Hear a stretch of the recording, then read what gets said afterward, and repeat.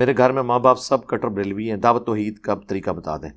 دعوت توحید کا طریقہ یہ ہے کہ آپ ان کو توحید کی دعوت نہ دیں، آپ ان سے وہ بات کریں جو وہ بات سننا چاہتے ہیں۔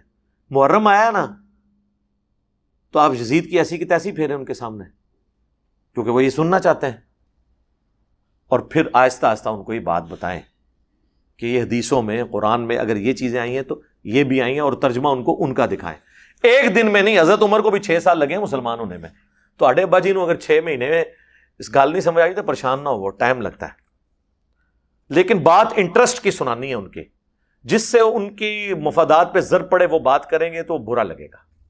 مثلا ان سے بات، میں نے یہ سارا کچھ نا اپنے انٹرویو میں ریکارڈ کرایا ہے انجینئر محمد علی مرزا سے، 22 سوالات، مجلس نمبر 50، اس میں نے بتایا بریلویوں سے بات کیسے کرنی ہے۔ ان سے آپ یہ کہیں گے یہ دیوبندی اور اہل حدیث، ان سے آپ کا کیا مسئلہ ہے؟ وہ کہیں گے گستاخ ہیں۔ آپ کو اشرف علی رسول اللہ بتائیں گے، آپ چشتی رسول اللہ بتا دیں۔ اسی اصول پہ بات کریں جس پہ وہ خود کرنا چاہ رہے ہیں۔ آپ اگر وہ بات کریں گے جو وہ سننا نہیں چاہ رہے، توحید تو وہ سننا نہیں چاہتے، توحید ان کو نہیں سنانی، وہ یہ سننا چاہتے ہیں کہ وہابی گستاخ ہیں، ان کو نہیں، بالکل گستاخ نے، اسی تواڈے نال ہاں، پر تواڈے بھی بڑے بزرگ جڑے وہابیاں لئی کام پا کے گئے ہیں، اے ویکھو۔ اب یہ وہ بات ہے جو ان کی ڈاکٹرن میں آئے گی۔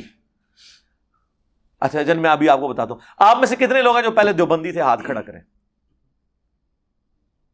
دیوبندیوں کے بارے میں لوگ کہتے ہیں دماغ بند، آپ کے تو کھلے ہیں نا؟